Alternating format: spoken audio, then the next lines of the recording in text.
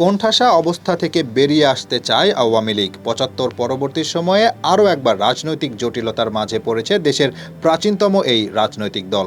দেশ ছেড়েছেন দলের বর্তমান সভানেত্রী শেখ হাসিনা। দেশের বাইরে পাড়ি জমিয়েছেন ওবায়দুল কাদেরের মতো সিনিয়র নেতাও। বেশিরভাগ নেতাই আছেন আত্মগোপনে। এমন অবস্থায় আরও একবার নিজেদের উপস্থিত জানান দিতে চায় আওয়ামী লীগ। শেখ মুজিবুর রহমানের মৃত্যু দিবসে দলের নেতাকর্মীদের বেরিয়ে আসার নির্দেশ দিয়েছেন দলটির হাইকমান্ড।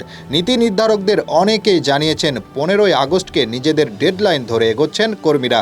সাবেক সরকার প্রধান শেখ হাসিনার একের পর এক ভুল সিদ্ধান্ত, শিক্ষার্থী ও সাধারণ মানুষকে গুলি করে হত্যা, অবশেষে দেশ ছেড়ে পালিয়ে যাওয়ার মতো ঘটনা খাদের কিনারায় নিয়ে গেছে দলটিকে।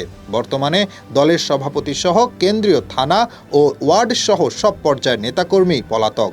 এ অবস্থায় রাজনীতির মাঠে কোণঠাসা দলটি।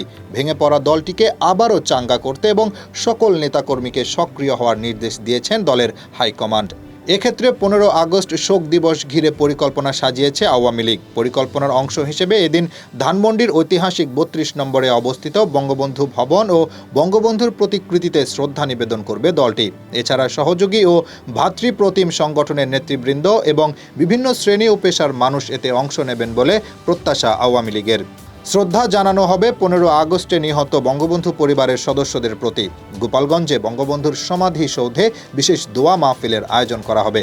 তীব্র গণ আন্দোলনের মুখে গত 5 আগস্ট দেশ ছাড়েন শেখ হাসিনা।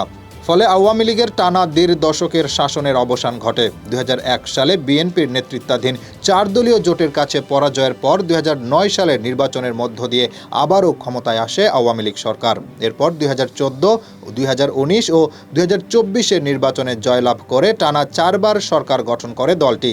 হাইকমান্ডের এক নেতার সূত্রে খবর, 15 আগস্ট জাতীয় শোক দিবসে আওয়ামী লীগের কর্মসূচি থাকবে। সেদিন জাতির পিতার প্রতি শ্রদ্ধা জানানো হবে। সেদিন ধানমন্ডির 32 নম্বরে বঙ্গবন্ধুর প্রতিকৃতিতে শ্রদ্ধা এবং বনানীর কবরস্থানে 15 আগস্টে নিহত বঙ্গবন্ধু পরিবারের সদস্যদের প্রতি শ্রদ্ধা জানাবে দলটি। স্বয়ং দলীয় প্রধান শেখ হাসিনাই এমন নির্দেশ দিয়েছেন বলে জানিয়েছে সূত্রটি। একই সঙ্গে 15 আগস্ট জাতীয় শোক দিবসের কর্মসূচিতে মানুষের ঢল নামানোর জন্য তাগিদ দিয়েছেন। আওয়ামী লীগের নেতাকর্মীদের ওপর নির্যাতন, ঘরবাড়ি পুড়িয়ে দেওয়া সহ সহিংসতার শিকার ক্ষতিগ্রস্তদের আইনি পদক্ষেপ নিতে নির্দেশ দেওয়া হয়েছে। এদিকে দেশে গণবিক্ষোভের মুখে পালিয়ে যাওয়া সাবেক প্রধানমন্ত্রী শেখ হাসিনা আবারও দেশে ফিরবেন বলে জানিয়েছেন তার ছেলে সজীব ওয়াজেদ জয়। তার দাবি, অন্তর্বর্তীকালীন সরকার নির্বাচন আয়োজনের সিদ্ধান্ত নিলেই দেশে ফিরবেন তার মা। সম্প্রতি একটি অডিও বার্তা সামাজিক যোগাযোগ মাধ্যমে ছড়িয়ে পড়েছে। এটি সাম্প্রতিক সময়ের বলে নিশ্চিত করেছেন দলের একাধিক নেতা। অন্যদিকে শেখ হাসিনার পুত্র সজীব ওয়াজেদ জয় এক্স হ্যান্ডেলের এক পোস্টে জানিয়েছেন, দেশ ত্যাগের পর থেকে কোনো লিখিত বক্তব্য দেননি শেখ হাসিনা। যুক্তরাষ্ট্রকে দায়ী করে ছড়িয়ে পড়া লিখিত বক্তব্য শেখ হাসিনার নয় বলে নিশ্চিত করেছেন তিনি।